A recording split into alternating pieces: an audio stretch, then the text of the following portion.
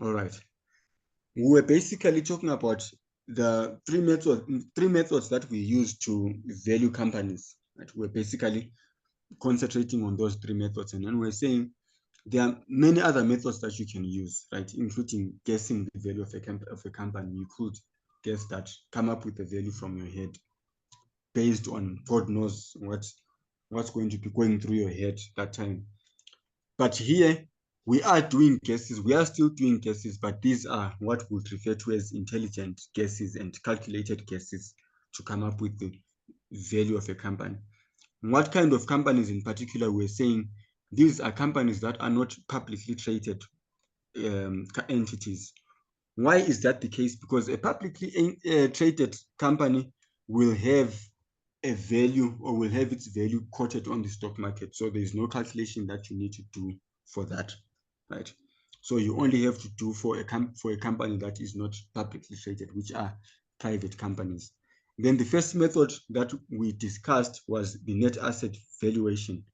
And then on the notes that I gave, we indicated under what circumstances are you able to use, or is it convenient, or let's not say convenient, because convenient may not be the best word. Let's say under what circumstances is it expedient for you to use that method?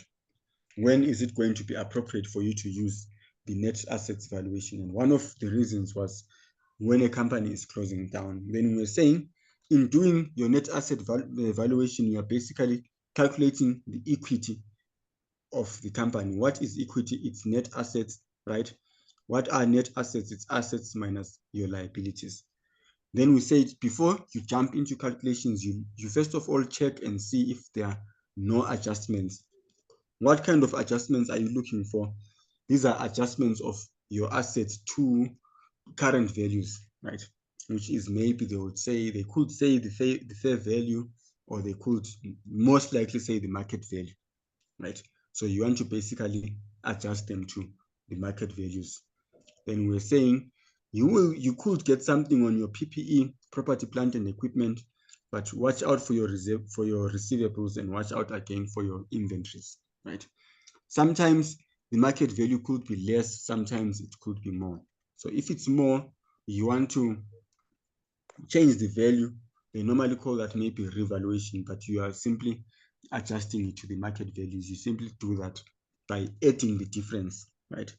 For instance, if the book value, which is, when we say book value, we are referring to the statement of financial position, or the balance sheet value, which is the value that you see on your financial statements. If the book value, say, is given as 9042, and then they say the market value, say, is 10,000, then you want to adjust that by the difference. So you could do that by simply putting in the amount as 10,000 there, or you indicate like we did. I always prefer that you indicate, so that you show that you're not guessing the amount, right?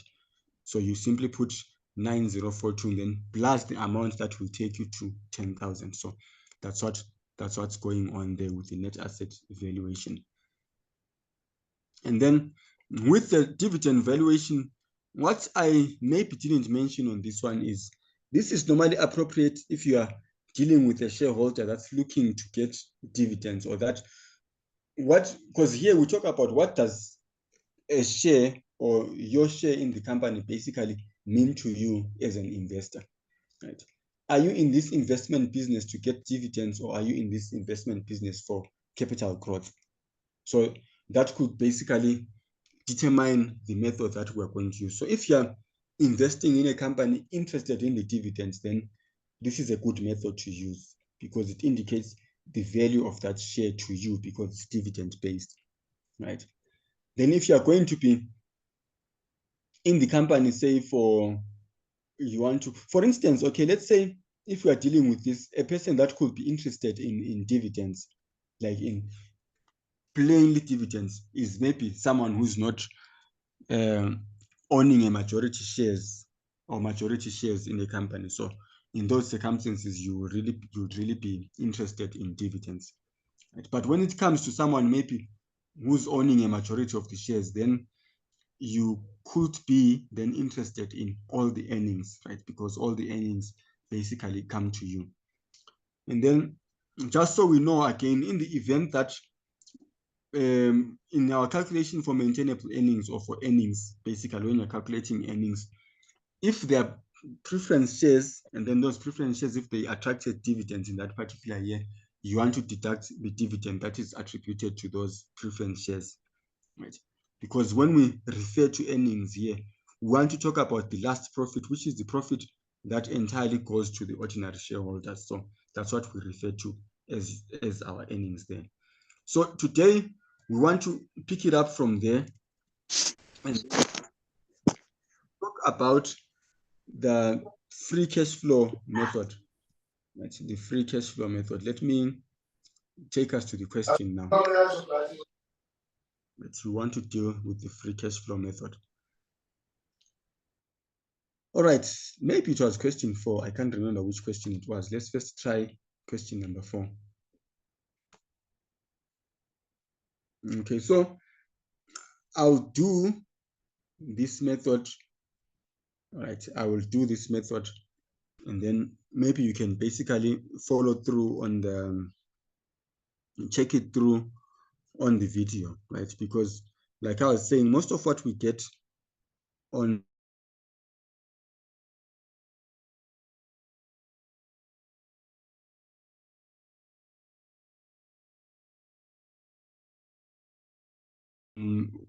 questions that are in an exam, but it's always good that at least we understand the principle of what's going on.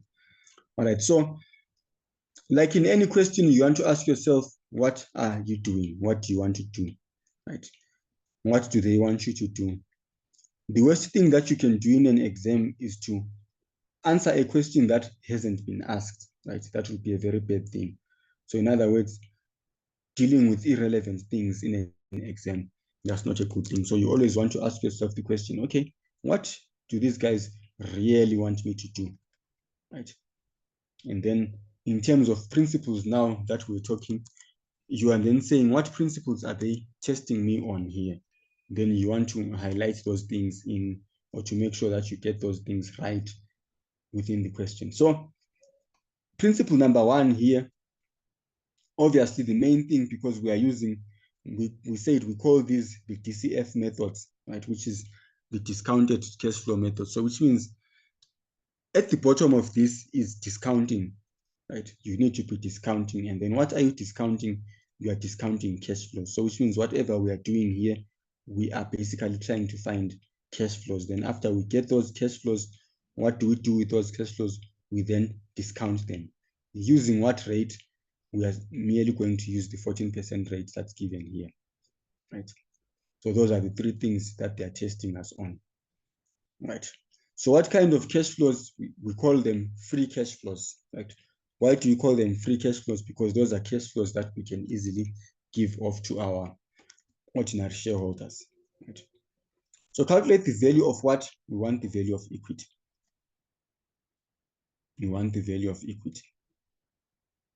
So in an exam, once you can pinpoint these things here, these requirements, then you are on your way to getting a majority of these marks, because you know what you are looking for. So even if you make a mistake, your direction shows that you understand the principle, right? Sometimes, you know, you could take some of these figures wrong. You take 10 million as 100 million, for example, you see. But it doesn't really mean you don't understand principle, right? So let's read through the question. Maybe I'm going to ask one person to read for us this here. Anybody to unmute and then read for us that.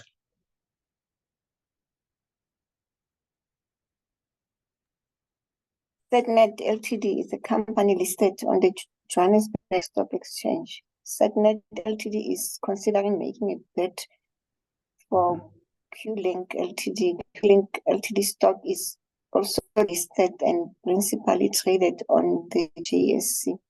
Right.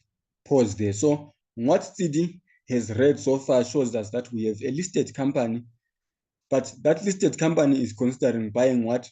Bidding for a company, another company, right?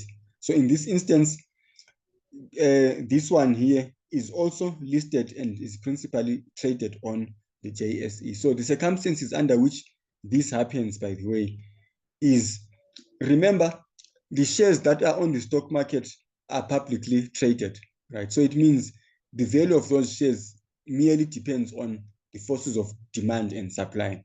So which means for something that's unrealistic or something that's completely stupid, the value of these shares can either go up or go down. So which means sometimes if you want to buy a share that's even listed, you could even do these calculations so you can decide if a company is overvalued or undervalued. So that's where this one becomes helpful, right? Let's start off from selling price, CD. Okay.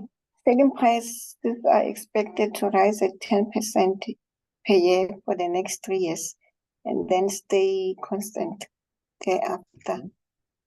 Sales volumes are expected to rise at 5% per year for the next 3 years and then stay constant thereafter. Okay. Assume that cost of sales is completely variable cost and that the other operating expenses, including depreciation, are expected to stay constant. Okay. Q-Link Ltd invested 10 million in non-current assets and 2 million in working capital last year. The non-current assets annual amounts are expected to stay constant in the future. The working capital annual amounts are expected to increase by 25% in the first year and then stay constant in the future.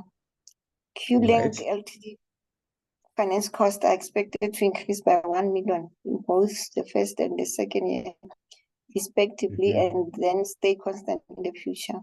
The marginal tax rate is 27% payable in the year in which the liability arises.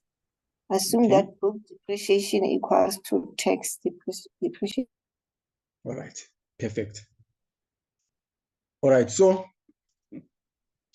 now that a question has been given in this structure where there are issues that have got selling prices and what have you. So remember, our main aim is to calculate cash flows. So we are going to use these here to calculate our cash flows, and we are projecting these cash flows in the future.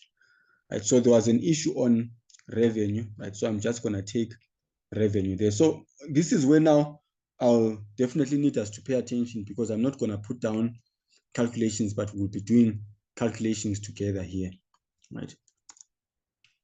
So, and then you can always go to the video again and check what's on the video so you can follow through from there. So I'll be explaining while typing. So Excel, we put in the formulas there, so we'll really not have another chance, right, to show the workings. But for exam purposes, of course, we definitely have to show the workings. We definitely have to show the workings. All right. So what I'm doing now, like I always do, I'm just copying and pasting this information there on the Excel spreadsheet, right? And then I'm gonna take you there right after now, that we can see what's going on there. So you'll realize that you'll see just how simple this is. It's very simple. It might not be simple to fully understand, maybe, because maybe some of you is the first time you are doing this. But in terms of tricking a marker into believing that you know what you're doing would be very easy, trust me, would be very easy. Just as long as you follow through what I'm gonna show you tonight. You can easily get 70, 80% of the marks there. Just as long as you can be able to display what I'm gonna show here. All right, I'm now on the finance costs, and then I'll quickly go to profit before tax. Right, so I'm just doing this because I don't have the energy to type. So I'm just copying these things one at a time. Right, so normally you can, though it's an unnecessary information now that I'm giving, but I'm just saying, maybe for those, maybe if you've done this before, if we are dealing with free cash flows, you are looking at your earnings that have been adjusted for non-cash items. That's basically your free cash flow. So you could start off on your earnings, but why I'm preferring to put this through from revenue, right from the top, from revenue, right up until the bottom, is because of the many issues that Tsidi was reading there, right? The many issues that Tsidi was reading there. So those issues require for us to be adjusting these things one at a time. All right, so I'm done with that. So let's just recheck now the years. So year 2022 is going to be our first year. So not first year, it's going to be year nil. So I'm going to put that on year nil. So from what Tsidi read, we saw that there are certain changes up to year 3, and then from year 4 going forward, things are expected to remain constant thereafter. So we are going to do the projections up to, let's put them up to year 4, right? Let's put them up to year 4, and then we will see what adjustment we make from there. So this is what I had put up there. So this is the question here. Then this is straight from the financial statements, which is your profit or loss account, right? So here, let's say this is year 0, 1, 2, 3. Then from year 3, they're saying it's constant, right? It's going to be constant from year 3 going forward. So let's just say, let's put that to year 4 there so we can demonstrate. Right. This is in rands. So let's copy this all the way here. All right, so this is what we have now. All right, so now I'm gonna be copying from the first year, right? From the first year. So what we had on the question. So I posted this question in the group, so you can always refer to the question in the book. So there, okay, let me just put in these numbers so they make a little bit of sense there. Do you want commas? No, we don't want commas. Okay. So on the first year, that was 200 million, and then there was minus 24, right? Minus 24, and then this there was 96. Okay, wait, I don't know what's going on in this one. Now, oh, okay, sorry, it's minus 80 here. I was surprised now the numbers were not adding up. And the operating expenses. So I'm taking this, by the way, from the question, right? 24, and then we had there 96. How did they get the 96? Adding that and that. So I'm just putting this as a formula, right? Then the finance costs were given as a -7. And then profit after those financing costs. All right, so this is just as on the question, and then the taxation was 24. Right, so tax doesn't matter much because we are going to calculate it anyway. Right, and then that plus that was the 65. Right, so this is all from the question. So let's read now on the question paper and let's look at the adjustments that we are making. Right, so this is the revenue.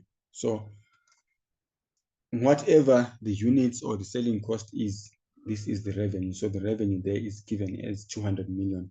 So we wrote it there as 200. So the selling prices are expected to rise at 10% per year for the next 3 years, right? And then stay constant thereafter. And then the sales volume is expected, the sales volume is expected to rise by, is expected to rise by 5% per year. So if you have done management accounting, you should know how to increase the selling price, right, per year. So you are multiplying that by 1.1. So let's start with the selling price. So if we're increasing the selling price here, the selling price of that, so this is where now we are paying attention, right? Maybe let me put this one down because of how important it is, because of how strange. Okay, let me not say important, it's just pretty strange why they will put it like that. So if you're increasing, let's just say the revenue there is given as a certain amount. Let's call that amount, that's the amount. Okay, let's just say, let's not use that letter. Let's say it's Y or R. Okay, let's just say the revenue is R. So if you're increasing it by 10%, we know that you are multiplying that amount by 1.1. So if you're increasing the price per unit by 10%, you are basically increasing the whole amount by 10%. So which is why we will take this amount here and multiply it by 1.1 to increase it by 10%. But it does not end there with regards to revenue. The volume is also increasing by 5%. So which means over and above that, we still need to increase the amount by 5%. So which is an increase by 5% is times 1.05. So that's what we are going to be doing on this amount. So the first amount is going to be 200 million times, as per the calculation that you see there, 1.1, where we are increasing the selling price by 10%. And then you also want to increase the volume by 5%. So this is what you get. That's the result that you get there, right? But we want to do the same because they are saying this thing is going to continue for 3 years, right? So we make sure to do that for the next 3 years. And then we do that again. So we are increasing each figure by 10% and then by 5%. So this is what we did here. So in your workings now, instead of putting R there for the first year, so how you can present this is, say, year 1, right? You can maybe put this in a bracket like this. So on your year 1, your revenue is going to be 200 times 1.1 times 1.05. Then you put down your answer there. And then for year 2, the working is different. Now you are taking the answer that you got there, which is 231 times 1.1 times 1.05. So that's basically what you're trying to present there. So you can show it anyhow. So you could maybe say working 1 revenue, and then you show all that working there for that. So that's what we did there. So please just do follow through on the video to see how we got these amounts. Then we said after year 3, the amounts are just the same. So it's going to be 308, 308, 308. So that's what's going to happen there. Right, now let's go to the cost of sales. You see, it's already easy now. There's hardly any management accounting here. It has been English so far, just our understanding of English. Assume the cost of sales are completely variable and other operating expenses are expected to stay constant. So if the cost of sales are variable, then it means they are basically increasing in line with what we see there, right? So one way in which you could do that, right? One way in which you could do that is perhaps to find the ratio between your cost of sales and, the ratio linking your cost of sales and your revenue, right? So which is basically 80 over 200, right? So of which you are putting your cost of sales as a percentage of revenue, it's 40%. Then you can simply calculate 40% of that, 40% of that, 40% of that, 40% of that. That's what you could basically do, right? That's an easier way.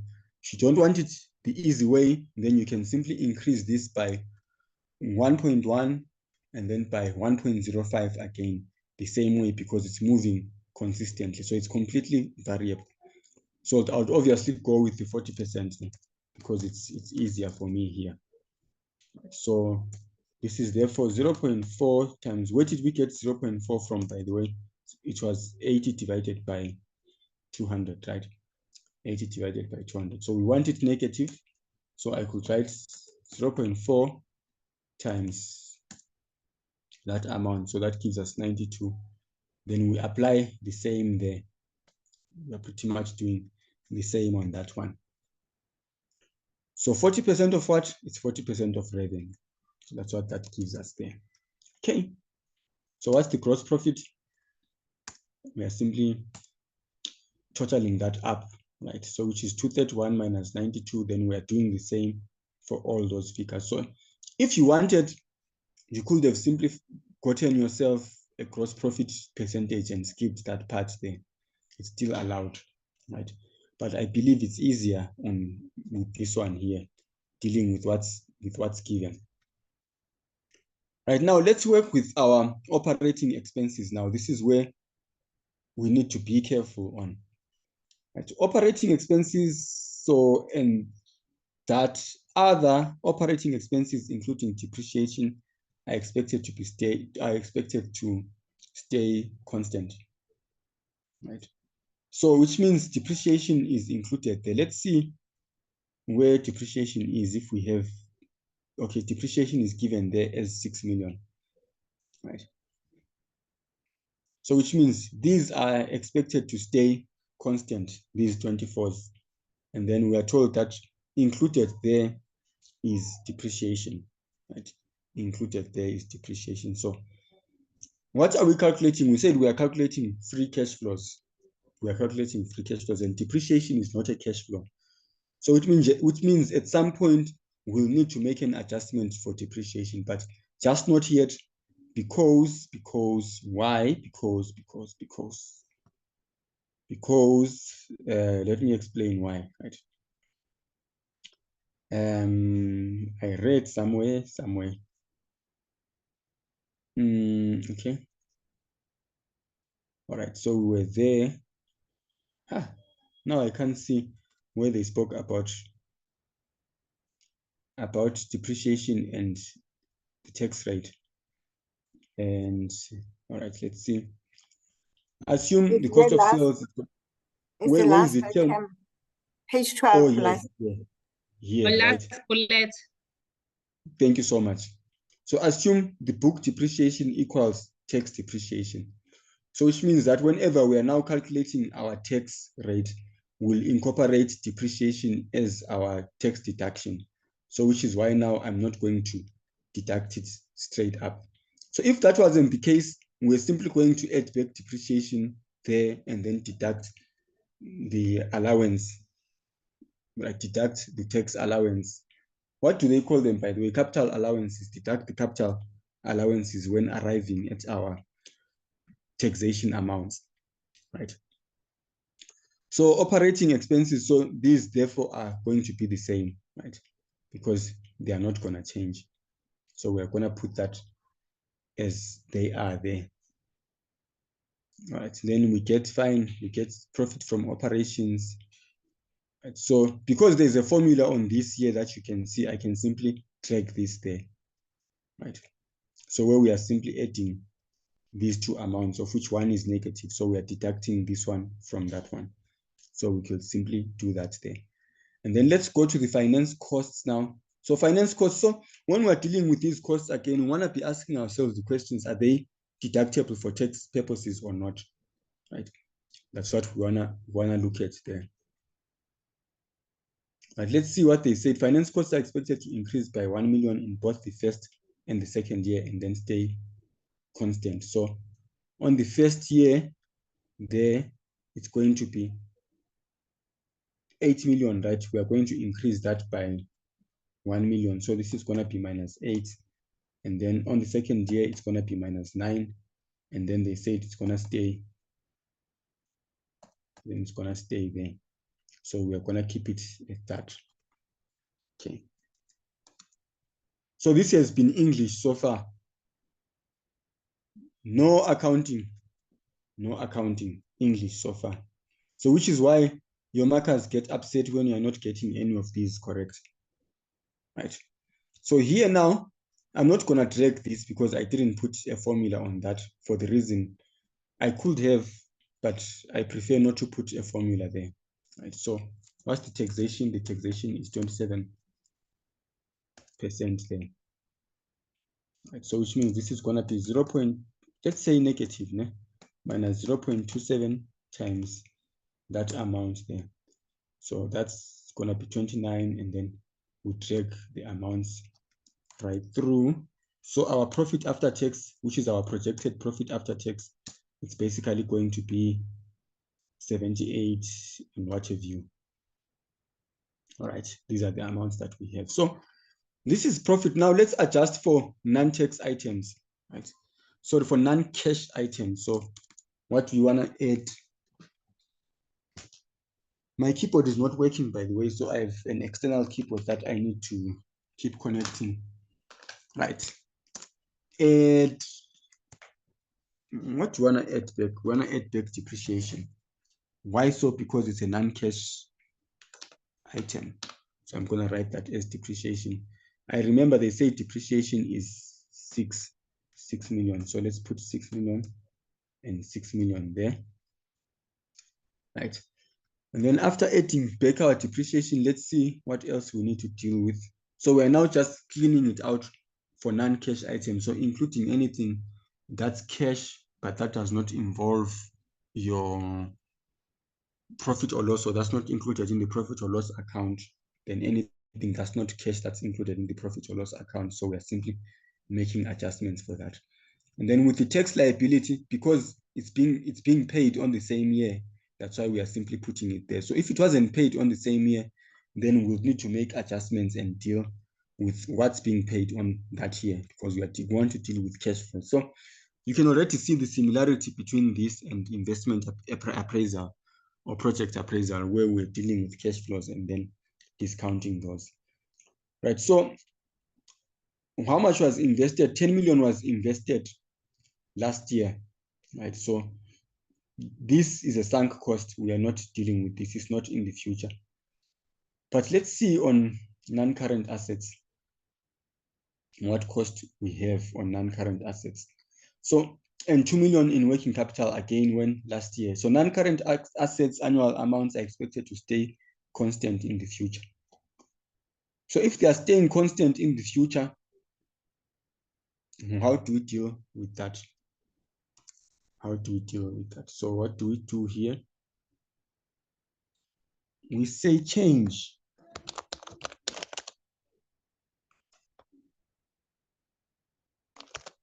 Change in non-current assets. So by change, we are referring to a decrease or an increase. So what's important is year 1, 2, 3, 4, etc. From year 0, we don't mind anymore. We are done. We're simply using it to make projections, right? So we are looking for changes. So what are the changes? They are saying it's going to stay constant. So there's no change in that, in the non-current assets. And then working capital, right? Working capital are expected to increase by 25% in the first year and then stay constant, right? So let's see what it was again. They're saying working capital, it was 2 million, so it's supposed to increase by what? By 10%. Oh, by 25%, sorry. So how do we deal with that? We again want a change in this. Oops, I want it the other way. You want a change in the working capital. So by change, we are looking at the increase or the decrease. So we said it was 2 million there. And then they said in this first year, it's going to increase by what? By 25%. So we expect that 2 million to increase by 25. So we already said how we go about that. We are multiplying that by 1.25. And then it's going to stay constant. So if there's no increase, it's constant. So nothing is added there. So I'm simply including this to show our understanding of the concept. Right? That's why I'm putting that. Right, so which means if our non-current assets were told that they are a certain amount on year 0 and then they increase by a certain amount, we'll be dealing with those increases there. So if there is no increase, we leave it the way it is. All right, so what do we get here? We get what we call FCF, which is our free cash flows. Right. Then again, I must explain on these free cash flows that if there are any issues that affect free cash flows, like the one that I mentioned earlier, your preference dividends and what have you, then cater for those, right? Questions are not always going to be the same. I can't guarantee that, right? Or let me say the correct way is to say I can't guarantee that questions are going to be the same, but I can guarantee that these questions are easy, right? As you can see from what we're doing, these questions are very easy. All right. Sorry. So at this point now, yeah. Palesa? So on year 0, on change in non-current assets, are we not supposed to put 10? Year 0. On year 0, okay, let's go back. But like I was saying, we only use that to make projections into the future, right? But if you check here, ideally, I shouldn't have put anything on year 0 because this was done when last year. So this year is year 0. You understand? This year is year 0. The next year is year 1. So I'm only putting it there for the sake of the calculation since I've got it on the formula here. But if you're handwriting, then this should actually be put up there as a working where you're saying 2 times 1.25 there. But again, what's important is from here to there because we are projecting these values into the future. So this is your free cash flow. So now this is our free cash flow, which is the cash flow that is distributable to our ordinary shareholders. So that's what we have there. All right, so now we need one last thing now to put in there. So you will notice that this amount and this amount is the same amount, right? So that year 3 and year 4 is the same. So which means we don't need one of those. So we don't need year 4. So you can basically deduct year 4. So before I show you that, the principle on that now is when they say non-current assets, all right, let's take this one here. Sales volume is expected to rise at 5% per year for the next 3 years and then stay constant thereafter. So this means it's going to rise by 5%, right? Year 1, 2, 3, and then it's constant from year 3. So which means the amount that we get in year 3 is going to be the same right through. So which is what we can see there, which is what I was showing there. But we basically don't need that there. So we need up to where it's going to be constant, right? So this now should ring a bell to you when you think about Gordon's dividends, constant growth method, right? That should ring a bell there. I'm just going to show you where and how, right? So what we need now from there, when we're there, when we're at this point, is what we call, what's that word now? What's that finance term that they use? Which is the cash flows into a perpetuity, right? It's I'm gonna think of it, but let me give you the formula, right? We're basically taking the cash flow. It's gonna come back now. Don't worry, it's gonna come back now. I have a very sharp memory. So we are dividing that cash flow by KE minus G. Right, I got it now. I told you I was gonna remember it. They call it the terminal value, of which by definition, the terminal value is the value into perpetuity, right? Which it will be into eternity. So if you remember, this formula here is similar to the one where we are saying D1 divided by KE minus G to give us the value into perpetuity, because we're saying the growth was constant thereafter, right? We're saying the growth was constant thereafter. So that's where we are getting that from there. All right. So normally, what you could do at this point is to find out what our G is, right? Is to find out what our G is. So which means in terms of our,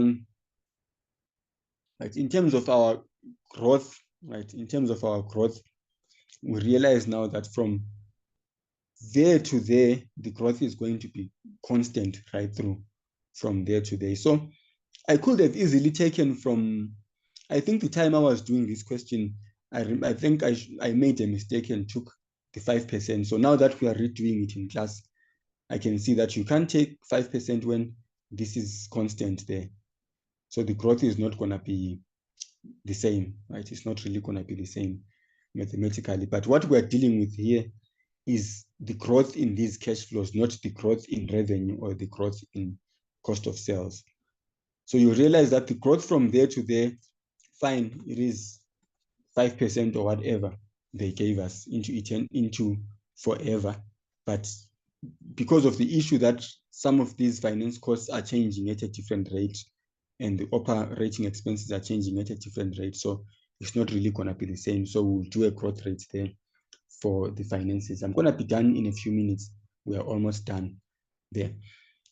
All right, so what's the growth rate? So we are looking at the difference between, but for undergrad, most likely it's going to be the 10% there. It's hardly going to be different. How will I know that it's 10%? Because everything is going to be growing in line with that 10%. So our cost of sales, our operating expenses, etc., they are all going to be growing in line with that 10%. So let's see now how we calculate the growth rate. So it's going to be 117 minus 99 divided by 99, right? It's 0, but 0 comma something. Yeah? Let's see. It's 0 comma what? 0.18. So that's our growth rate there. But normally, by the way, let me explain that in most of these questions, normally the rate that we use is this 10% there. Is this 10% there. So because now I'm thinking deep in these things, then that's now, it's only now that I'm seeing that no, we can't exactly use that other rate.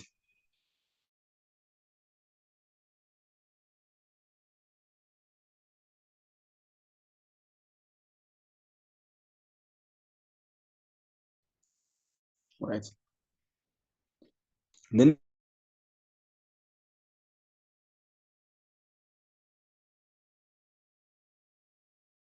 this is 18%. This rate is much smaller than that. Yeah? All right, so KE, we said our KE is how much? Let me just recheck that. It's 14%.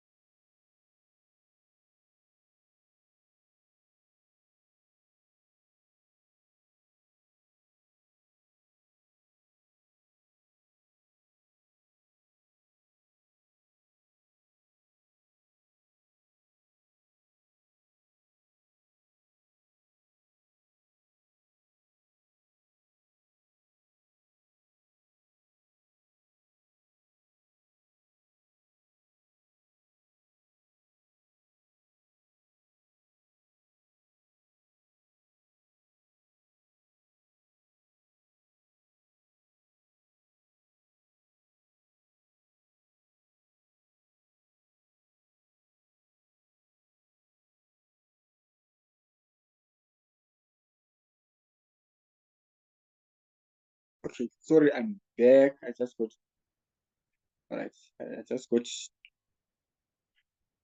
interrupted there.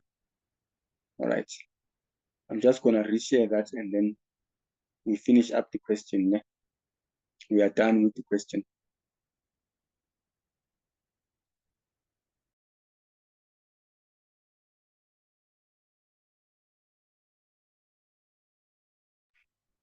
So this network actually knows when I'm supposed to be done with class because it's shortly after 8 now. So we should be finishing this up. All right, just give me a second. I'm just trying to connect this one. All right, any moment now, we are going to be in. Right, so if they are setting these questions, maybe they need to look into that again. But as a matter of principle, this is what we are supposed to be looking at there at 0.18. But because it's not going to work, because we can't have a negative cash flow there, we'll basically look into this constant growth of 0.1. So for our questions, it's definitely also going to be 0.1 as well. We'll be looking at the growth rate of these into perpetuity. Right. So you've heard them say your dividend is going to grow constantly after maybe your dividend is expected to grow constantly at a certain rate. That's what we are basically dealing with here. So now we are saying our cash flows are expected to grow at a certain rate. So now that rate is going to be assumed to be the rate at which this revenue and cost of sales is increasing, and the rate that's given there. So this is the terminal value. Right, let's finish this up now. So notice now that I'm bringing the terminal value back into year 2, because this is going to be the same right through, right? 117 and the likes, we're going to have the same amount there. So I'm going to bring this back into year 2. In as much as if you are calculating P and you're using Gordon's method, remember you always project into D1, but you're bringing D1 into the value, into the present value, which is going to be, in that instance, the current period that you'll be dealing with. So that's what we are doing. Our period is this year, and then we expect our cash flows to grow constantly by a certain rate. So the next amount is 117, which is going to be akin to your D1. You see, so I'm just juxtaposing this with that formula, right? So this is going to be akin to your D1. So you take your D1, divide by KE minus G. So now we are getting our terminal value. But now, because that's not year 0, now we need to discount those amounts, right? We need to discount those amounts, right? We want to discount those amounts.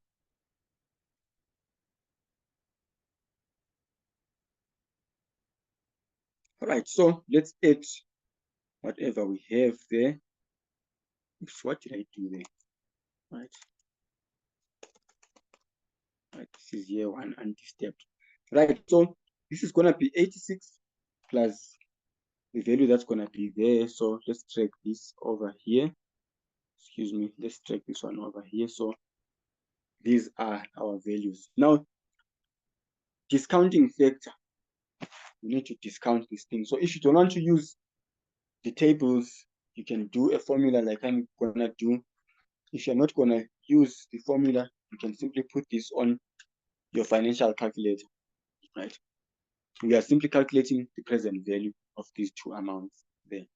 That's what we are simply doing. So our discounting factor is gonna be, in terms of calculation, 1 divided by R, which is the rate, plus 1, right, to the power of N, which is the year. That's what we are basically going to be doing. But you don't really have to show this, because you can simply pick this up from either the tables, or you can put it up on the formula. So this is 1 by the rate. So what rate are we using? Let me just check again. The rate that we're using is 0.14, right, which is KE.